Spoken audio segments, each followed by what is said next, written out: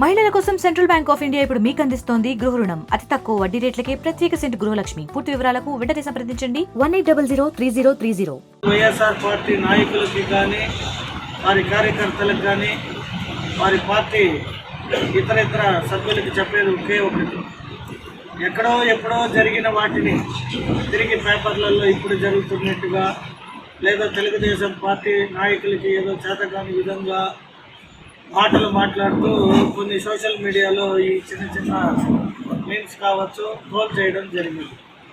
నేను వాళ్ళు ఏదో ట్రోల్ చేస్తున్నారు, మీమ్స్ పెడుతున్నారు, లేదా ఏదో పేపర్లో వేస్తున్నారు అనే దీనికి కాదు ఈ మీటింగ్.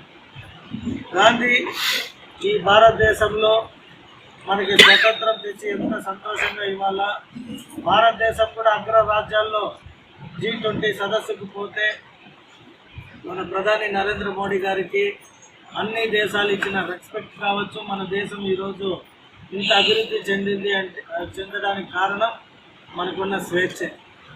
సో ఏదైతే గాంధీ గారు ఇచ్చిన ఆ స్వేచ్ఛని మళ్ళీ మనం ఈ ఆంగ్లేయులకు ఉన్న విధంగా ఈ డ్రగ్స్ కావచ్చు, గంజాయి కావచ్చు, అనేక రకాల ఇంకా రకరకాల వాటిపైన మన ప్రభుత్వం వచ్చిన స్టార్టింగ్ నుండి కూడా చాలా అణిచివేయడం జరిగింది. స్పెషల్గా చిత్తూరులో కూడా 1 టౌన్ 2 టౌన్ స్టేషన్ పరిధిలో మన ఎస్పీ గారు ఆదేశాల మేరకు కానీ అలాగే మేము ఏవైతే ఇన్స్ట్రక్షన్స్ ఇచ్చామో వాటిపైన కఠినంగానే ఉన్నారు. ఇంకా కూడా కఠినంగా ఉంటూ ఎక్కడ కూడా చిత్తూరు నియోజకవర్గంలో ఎటువంటి తావు లేని విధంగా, అంటే 1 or 2 ఇన్సిడెంట్స్ కూడా 100 కంట్రోల్ చేసినా ఒకే అర జరిగిందంటే ఆ 100 చేసిన దానికి ప్రయోజనం లేకుండా అయిపోతుంది.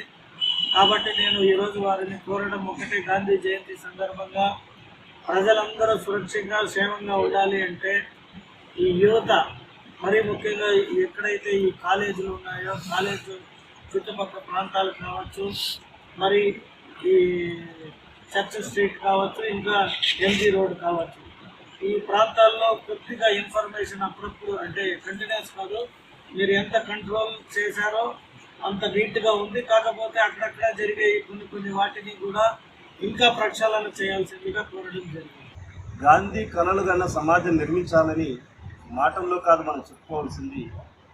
ఇక్కడ పోలీసులే కానీ లేదా రాజకీయ నాయకులుగా ఎన్నుకోబడిన ప్రజాప్రతినిధులే కాదు, ఇందులో మీడియాకు కూడా భారత రాజ్యాంగంలో అంత స్థానం కల్పించినప్పుడు, అలాగే ఈ వ్యవస్థలు పనిచేసేటప్పుడు ఎవరి కోసం పనిచేస్తాయనేది ప్రజలు కూడా గ్రహించాలి.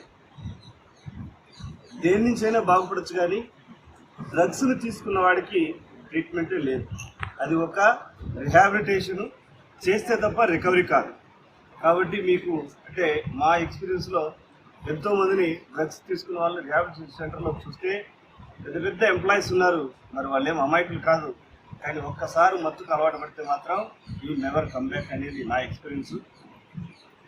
దయచేసి ఈ డ్రగ్స్కి సంబంధించి ఈరోజు మన జాతిపిత పుట్టినరోజు సందర్భంగా మరి అలాంటి సమాజం కావాలంటే ముందు తీసుకోవడానికి అలవాటు చేసే ఈజీ మనీకి అలవాటు పడ్డ కొంతమంది నాయకుల స్వలాభాపేక్ష కోసం కానీ డబ్బు సంపాదన కోసం మనల్ని బలి చేస్తుంటారు, లేదా మన పిల్లల్ని బలి చేస్తుంటారు.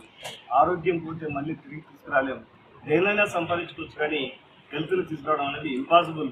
పోలీస్ కూడా తీసుకున్న వాడిని మార్చడానికి మేము డాక్టర్లు కాదు, కానీ చట్టపరంగా చర్యలు అయితే కఠినంగా వ్యవహరిస్తాం. మరిన్ని వీడియోస్ కోసం ఛానల్ ని సబ్స్క్రైబ్ చేయండి, లేటెస్ట్ అప్డేట్స్ కోసం వాట్సాప్ ఛానల్ ని ఫాలో చేయండి, అండ్ లింక్ డిస్క్రిప్షన్ లో ఉంది.